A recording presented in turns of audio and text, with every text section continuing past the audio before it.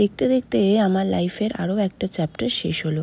তোমাদেরকে আগের ভিডিওতেই বলেছিলাম যে লাইফের একটা ইনসিডেন্ট তোমাদের সঙ্গে শেয়ার করব, যেটা হওয়ার পরে শেয়ার করব।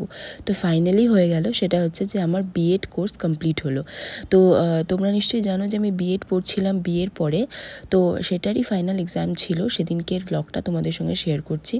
তো ফাইনাল এক্সামের দিনকে না যেরকম এক্সাইটেড লাগছিলো যে হ্যাঁ পরীক্ষা শেষ, তার সাথে সাথে না একটা বেশ ইমোশনাল হয়ে গেছিলাম যে হ্যাঁ এদের সঙ্গে তো আর বোধহয় দেখা হবে না।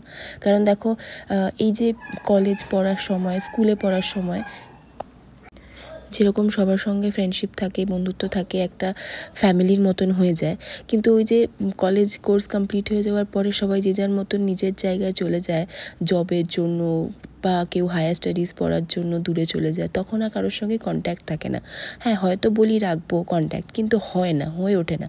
সবাই তখন কাজের প্রেশার, টেনশন সব কিছু মাথায় থাকে, তার সাথে সাথে থাকে ফ্যামিলির প্রতি রেসপন্সিবিলিটিস। তো এই সব কারণের জন্য না মানে কোথাও একটা ফ্রেন্ডশিপগুলো আস্তে আস্তে হারিয়ে যায়। তো আপাতত যেইটুকু টাইমটা পাওয়া যায় না, সেইটুকু টাইম জাস্ট এনজয় করে নিতে হবে লাইফে। তো আমরাও সেরকমই 2 বছরে একটা ফ্যামিলি বানিয়ে নিয়েছিলাম, পুরো ফ্রেন্ড সার্কেলটা। আর আমার সত্যি কথা বলতে গ্র্যাজুয়েশনের টাইমে না এই কলেজ লাইফটা আমি এনজয় করতে পারিনি, কারণ তখন ওই টাইমটাতে লকডাউন ছিল আর পুরোপুরি অনলাইন এক্সাম হয়ে শেষ হয়ে গেছিলো, আমার গ্র্যাজুয়েশন কমপ্লিট হয়ে গেছিলো। সেই কারণে এই বিয়ের টাইমটাতে না একটা মনে হয়েছিল যেন ফ্যামিলি পেলাম, একটা মানে ভালো ফ্যামিলি, এবার বন্ধুটা ফ্যামিলির মতন হয়ে গেছিলো, এত সুন্দর বন্ডিং হয়ে গেছিলো সবার সঙ্গে।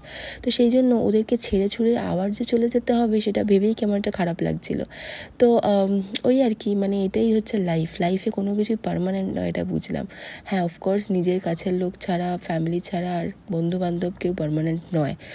স্কুল লাইফের বন্ধু আলাদা, কলেজ লাইফের বন্ধু আলাদা, ইউনিভার্সিটির বন্ধু আলাদা, আর তার সাথে সাথে অফিসের বন্ধু আলাদা।